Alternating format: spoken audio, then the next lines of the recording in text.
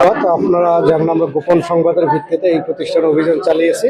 এটা প্রতিষ্ঠান বলবো না, এখানে অবৈধ জন্ম নিয়ন্ত্রণকরণ বিভিন্ন সামগ্রী এবং বিভিন্ন অবৈধ প্রোডাক্ট এখানে প্যাকেটজাত করা হয়। তো আমরা এখানে এর আগেও একবার অভিযান হয়েছিল, তখন 4 লক্ষ টাকা জরিমানা করা হয়েছিল এবং ভবন সিলগালা করা হয়েছিল। পরবর্তী তাদেরকে যে শর্ত সাপেক্ষ খুলে দেওয়া হয়েছিল, তারা সেই শর্ত পালন করেনি, অর্থাৎ অবৈধ পণ্য তাদের ধ্বংস করে সঠিকভাবে ব্যবসা করার নির্দেশনা দেওয়া হয়েছিল। তো আমরা গোপন সংবাদ পেয়ে আজকের আবার এখানে আসি এবং এসে বিপুল পরিমাণে তাদের জন্ম নিয়ন্ত্রণকরণ বিভিন্ন সরঞ্জাম আমরা জব্দ করি।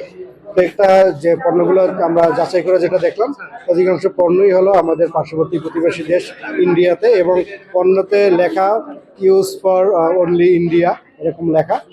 তো এই পণ্যগুলো আসলে সঠিক উপায়ে এদেশে আমদানি করা হয়নি।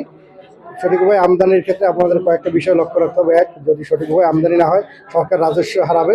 দ্বিতীয়ত, সব পণ্য আমদানি করা যায় না, কিছু লিমিটেড পণ্য আমদানি করতে হয়। এবং তো যেহেতু এই দুইটা বিষয় মানা হয়নি এবং পণ্যগুলো আনা হয়েছে, তাই এই পণ্যগুলো আসলে সঠিক কোয়ালিটির কিনা সেটা আমরা যাচাই করার কোনো সুযোগ নেই।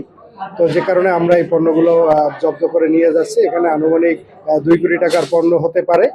একই সাথে আমরা যিনি এই প্রতিষ্ঠানটি চালান তাকে আমরা গ্রেপ্তার করতে সক্ষম হয়নি, তিনি এই মুহূর্তে ঢাকার বাইরে আছেন বলে দাবি করছেন। তো আমরা পণ্যগুলো জব্দ করে নিয়ে যাচ্ছি এবং যিনি ম্যানেজার আছে তাকে আমরা শাস্তির আওতায় আনবো। এই মুহূর্তে আমরা জব্দকৃত পণ্য ট্রাকে লোড চলছে। ধন্যবাদ। আমরা এটা মোবাইল কোর্টের আওতায় নিয়ে আসবো। অবৈধ পণ্য আমদানি সংরক্ষণ, মূলত এই অভিযোগে তাকে আমরা শাস্তি দেব।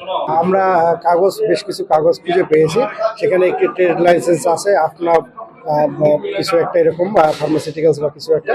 তো সেটা দিয়ে আসলে কিন্তু আমরা যে পণ্যগুলো পেয়েছি এটা আসলে আমদানিজাত পণ্য। তো তার যে ট্রেড লাইসেন্স এটার সাথে আসলে এটা মিলে না। তো তার এই ট্রেড লাইসেন্স বাতিলেরও আমরা ব্যবস্থা গ্রহণ করি।